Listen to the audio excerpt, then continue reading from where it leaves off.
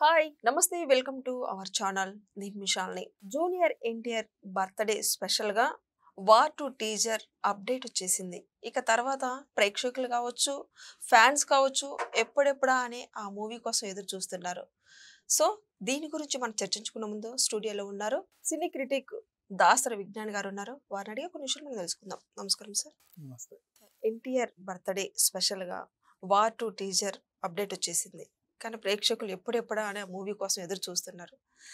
ఈ మూవీ గురించి ఏం చెప్తారు సార్ మీరు? ఎలా ఉందండి? వన్ సెకండ్, యాక్చువల్గా ఎన్టీఆర్ గారి బర్త్డే రోజు చాలా మంది వెయిట్ చేశారు అన్ని సినిమాల గురించి ఏమైనా అప్డేట్ ఉంటుందేమో అని. దేవర 2 గురించి ఏమీ చెప్పలేదు, ఇట్స్ ఓకే. ప్రశాంత్ నీల్ గురించి ఏమైనా సర్ప్రైజ్ ఉంటుందా? నో. దాదాసాహెబ్ ఫాల్కే గారి బయోపిక్ అంటూ హడావిడి చేశారు, ఆ హడావిడి ఏమైనా ఉంటుందా? నో. మొత్తానికైతే పర్వాలేదు, అట్లీస్ట్ చెప్పిందన్నా ఒకటి చేశారు. ఏంటది? రితిక్ రోషన్ ఆల్రెడీ ట్వీట్ పెట్టాడు, దానికి తారక్ గారు కూడా రిప్లై ఇచ్చాడు. వార్ 2కి సంబంధించి ఏదైనా అప్డేట్ ఉంటుందని అందరూ అనుకున్నారు, ఎక్స్పెక్ట్ చేసినట్టుగానే వచ్చింది. ఇప్పుడు వార్ 2 టీజర్ చూసిన వాళ్ళందరూ కూడా గ్రాఫిక్స్ అలా ఉంది, ఇదేదో ఇలా ఉంది, అదేంది అలా ఉంది అని అంటున్నారు కదా. ఒకటి వీళ్ళందరికీ తెలియని విషయం, ఎందుకంటే ఎన్టీఆర్ గారు ఉన్నారు కాబట్టి తెలుగు ప్రేక్షకులు ఫస్ట్ టైం ఈ యూనివర్స్కి వచ్చారు. ఈ యూనివర్స్ 2012 నుంచి రన్ అవుతా ఉంది. చాలామందికి తెలియదు, ఇలాగే ఉంటుంది. 2012 నుంచి అంటే ఫస్ట్ ఏక్ థా టైగర్ జిందా హై అది ఎప్పుడు 2012, తర్వాత 2014 ఆర్ 16 సమ్ అరౌండ్ 17, మళ్ళీ 2019కి వార్ తర్వాత చాలా గ్యాప్ తర్వాత పఠాన్ 2023 అప్పుడు వచ్చింది. అదే ఇయర్లో టైగర్ 3 కూడా వచ్చింది. మళ్ళీ 2025లో ఇప్పుడు వచ్చింది వార్ 2 తర్వాత ఇదే ఇయర్ ఇంకోటి ఉంది ఆల్ఫా. అందులో ఆలియా భట్ అండ్ శార్వారి అంటే ముంజియా అనే సినిమాలో ఉన్న అమ్మాయి శార్వారి, వీళ్ళిద్దరు సూపర్ లేడీస్. బాబీ డియోల్ కూడా ఉంటాడు, ఎన్టీఆర్ది చిన్న క్యామియో కూడా ఉంది. నెక్స్ట్ పఠాన్ 2 వస్తుంది, అది ఎప్పుడు వస్తుందో తెలీదు, ఇంకో 2 years 1 year. ఇదంతా ఒక యూనివర్స్, యశ్ చోప్రా వాళ్ళ స్పై యూనివర్స్. వీళ్ళందరూ కూడా రా ఏజెంట్స్. దీంట్లో కథలన్నీ కూడా ఇంచుమించు సేమే ఉంటాయి. ఏంటంటే సేమ్ లైక్ పఠాన్, మీరు టీజర్లో చూసినట్టు మీరు ఒక మంచి రా ఏజెంట్, ఓకే, కానీ ఇప్పుడు కాదు. ఒకప్పుడు వీళ్ళు కూడా రా ఏజెంట్సే, మంచి మంచి పనులు చేసిన వాళ్ళే. ఏదో చిన్న ఇది వల్ల వీళ్ళకి యాంటీ అయ్యి వీళ్ళని ఇబ్బంది పెట్టుకుంటూ వస్తూ ఉంటారు. ఆ ఫైట్లు లాస్ట్కి హీరో గెలుస్తాడు, వీళ్ళని ఓడిపోతాడు, కామనే. కానీ ఈ సినిమా ఎలా తీశారు, విన్యాసాలు ఏమేం చేశారు అనేది చూస్తారు వారిలో. ఇప్పుడు అమృతం ఉంది, వీళ్ళు ఈసారి ఏం చిలిపి పని చేశారా అని చూస్తారు. సిఐడి ఉంది, అరే ఈ కేసు ఎలా సాల్వ్ చేస్తారు, ఎవరు దొంగ అనేది చూస్తారు. హిట్ ఉంది, హిట్ 1, 2, 3, ఎవడు వీళ్ళను ఏం చేశాడు అనేది చూస్తారు. ఒక్కొక్క దానికి ఒక్కొక్కటి ఉంది కదా. ఈ వార్ యూనివర్స్కి సంబంధించి, వార్ అంటున్నా కంప్లీట్ యశ్ చోప్రా స్పై యూనివర్స్కి సంబంధించి మితిమీరిన అతి ఒకటి ఉంటుంది విన్యాసాల్లో. అంటే లైక్ హెలికాప్టర్ పట్టి తిప్పి ఈసిరి కొడతాడు. బేసిక్గా ఎవరు చేయరు, బట్ ఇట్ హ్యాపెన్స్. అంటే మన తెలుగు హీరోల సినిమాల్లో ఏంటంటే ఇట్లా అంటే బోరు లేసి వస్తుంది, ఈడ్చి కొడతాడు. వీళ్ళు బేసిక్గా అట్లా రాకూడదు కూడా, అట్లా వచ్చేవి అట్లా ఫిట్ చేయరు. ఏవి పెద్ద పెద్ద మ్యాన్ హోల్స్లో పెట్టే వాటి ఇసిరేస్తారు.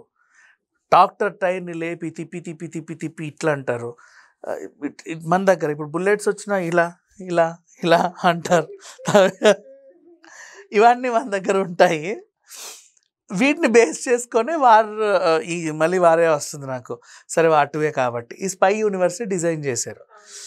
ట్రైన్ మీద నుంచి ఇంకో ట్రైన్కి దూకడాలు, ఈ హెలికాప్టర్ నుంచి ఆ హెలికాప్టర్ మీదకి దూకడాలు. అదేంటిది, ఒక్కసారి ఇప్పుడు అని భూమిని గట్టి గుద్దామనుకో, రిక్టర్ స్కేల్ మీద 10 భూకంపం వచ్చినా పగలదేమో భూమి, 6 ఇంచ్ కంటే ఎక్కువ పగులుద్ది. నెక్స్ట్ ఇట్లా గుద్దామనుకో, ట్రంప్ టవర్స్ అయినా సరే ఇట్ట వనికి బెనికిపోతాయి అనమాట. మొత్తం బిల్డింగ్లో ఉన్న వాళ్ళందరూ షేక్ అవుతారు, ఏదో అయిపోయింది అని. ఈ టైప్ ఆఫ్ విన్యాసాలు దీంట్లో ఉంటాయి. అవి చెప్పుకోవడానికి కామెడీగానే ఉన్నా కూడా ఈ యూనివర్స్ 2012 నుంచి వస్తుంది కదా, అప్పుడు వాళ్ళకి అరే అనిపించింది. మనం 2012 కూడా దాటిపోయి 2022 దాటిపోయి 24, 25కి వచ్చాం. మనకి ఈ విన్యాసాలు చూస్తే నవ్వు వస్తుంది. అప్పట్లో బాలకృష్ణ గారు తొడకొట్టి ఇట్లాంటి ట్రైన్లు ఆగిపోయేవి. అంటే ఐ మీన్ అప్పుడు వాళ్ళ క్రియేటివిటీ ఎలా ఉందో ఆ టైప్ ఆఫ్ విన్యాసాలను ఇంకా తెస్తున్నాం మనం. పఠాన్ కూడా అంతే, జాన్ అబ్రహము దాని మీద వెళ్తా ట్రక్ మీద వెళ్తా హెలికాప్టర్ని ఇట్లా పట్టుకొని ఇట్లా లాగి దీనికి టైట్గా ఫిక్స్ చేస్తాడు. బేసిక్గా you can't do that, human cannot perform. నువ్వు ఒక సూపర్ హీరో అయితే, నువ్వు హీరోకి సూపర్ పవర్స్ ఇచ్చావు అనుకో, లైక్ సూపర్ హీరో, ఆయన ఏమన్నా చేయొచ్చు. నువ్వు ఇక్కడ నుంచి బాల్ ఇస్తే చందమామ మీద పడుద్ది, ఇట్ హ్యాపెన్. కానీ నువ్వు మనిషివై ఉన్నప్పుడు ఇన్ని విన్యాసాలు చేయకూడదు. బట్ దీంట్లో చేస్తారు, అంతకు మించి ఉంటాయి, కొంచెం మితిమీరిన అతి విన్యాసాలే. అయినప్పటికీ ఈ యూనివర్స్ మనకు కొత్త కాబట్టి ఏంటివన్నీ ఇలా ఉన్నాయి అంటున్నారు. Nothing like that. ఆ సినిమా చూడండి, you will really love it. Tiger 3 కూడా అంతే, పఠాన్ కూడా అంతే, నిజంగా బాగానే ఉంటాయి ఇవి. ఈ సినిమాలో వాటిలో మన కియారా అద్వానీ హీరోయిన్ని హృతిక్ రోషన్కి ఇచ్చారు. మరి ఎందుకు ఇచ్చారో కూడా తెలియదు. And one more thing, Hrithik Roshan villain మళ్ళీ మన జూనియర్ ఎన్టీఆర్ని హీరోగా యాక్సెప్ట్ చేశారు. That was really great. ఎందుకు చెప్పనా, హృతిక్ రోషన్కి విలన్ షేడ్ సూట్ అవుతాయో లేదో తెలియదు, కానీ ఎన్టీఆర్కి సెట్ అవుతాయి. ఆల్రెడీ రావణ క్యారెక్టర్ ఎంత హిట్, జైలు అవకుశాలో రావణ క్యారెక్టర్ హిట్ దాంట్లో. So he can perform. కానీ అతన్ని హీరోగా చేసి తను విలన్గా చేశాడు. ఆ షేడ్స్ చాలా బాగున్నాయి. ఓవరాల్గా నాకైతే నచ్చింది. చాలామంది ఏం అంటే అన్నీ చూసి చూసి చూసి ఉన్న వాళ్ళకి ఏముందిలే అనిపిస్తుంది, కానీ ఈ సినిమాని ఈ సినిమా లాగా చూసే వాళ్ళకి అది నచ్చుద్ది.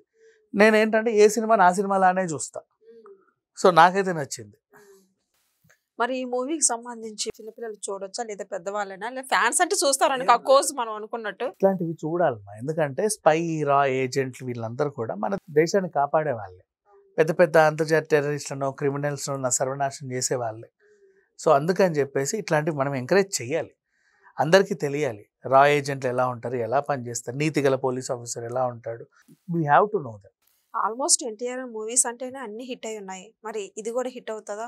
హిట్ ఆఫ్ ఫ్లాప్ అంటే ఏమంటారు? దీని గురించి చెప్పాలంటే కాంపిటీషన్ గురించి మాట్లాడుకుంటే ఆ రోజు ఆయన ఎవరు, కూలీ సినిమా ఉంది. సో దాంట్లో కూడా మహామహులు ఉన్నారు. థియేటర్లో ఏమన్నా కత్తిరింపులు ఉంటే సగం నీకు సగం నాకు అన్నట్టుంటే ఇక ఆ కొద్దిపాటి కలెక్షన్స్తో సాటిస్ఫై అవ్వాలి. బట్ 2 సినిమాలు పెద్ద కాంపిటీషన్ ఏం కాదు, మరీ సోలోగా రావాలన్న స్వార్థం కూడా ఉండొద్దు. ఇప్పుడు పుష్ప సోలోగా వచ్చింది కాబట్టి అన్నీ అయ్యాయి. సంక్రాంతికి అన్ని సినిమాలతో వచ్చినట్టు గేమ్ చేంజర్కి ఎక్కువ రాలా. ఇప్పుడు గేమ్ చేంజర్ సోలోగా కలెక్ట్ చేసిన సంక్రాంతి సీజన్ కంటే ఇంకో 4 కోట్లు ఎక్కువ వచ్చాయేమో చెప్పలేం కదా. కాంపిటీషన్ లేకుండా అయితే ఎక్కువ డబ్బులు వస్తాయి. పఠాన్కి వచ్చినట్టుగా, పఠాన్ కూడా 1000 కోట్లు దాటింది. దీనికి కూడా అండ్ ఇప్పుడు ఎన్టీఆర్కి ఉన్న మార్కెట్ పాన్ ఇండియా లెవెల్లో, పైగా హృతిక్ రోషన్కి ఉన్న మార్కెట్, అండ్ ఈ స్పై యూనివర్స్కి ఉన్న సపరేట్ ఫ్యాన్ బేస్ అంతా కలిపి ఎక్కువే వస్తాయి, డౌట్ లేదు.